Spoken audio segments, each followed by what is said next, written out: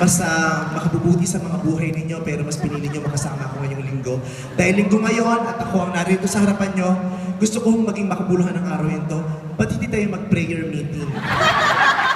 Kasi dapat nagsisimba tayo, di ba?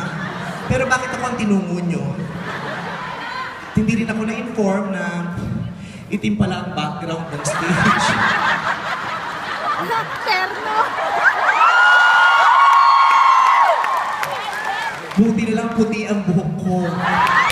Dahil kung hindi, nagkapaan tayong lahat dito. Hindi nyo, lumubog ako eh.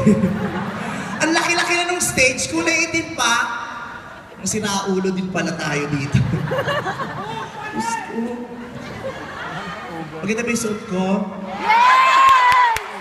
Dahil linggo nga ngayon, sabi ko kailangan appropriate sa araw ang kasuotan ko. Appropriate sa selebrasyon.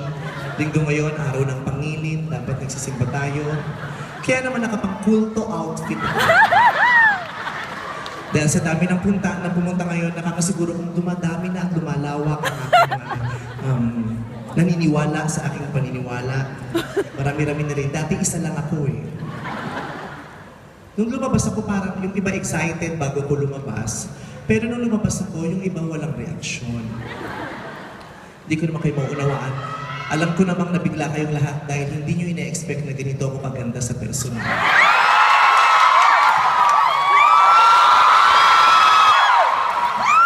Tama ba ako? Tama ba? Hindi nyo ina-expect na ganito ako kaganda talaga, di ba? Kala nyo, mukhang kabayo. Nabigla kayo nung lumabas mukha palang hinete. Di ba? And as early as now, I can say that, I notice everyone is really enjoying the day, enjoying the occasion, except for this guy in front. Ayan, because obviously you're not Filipino. Boom!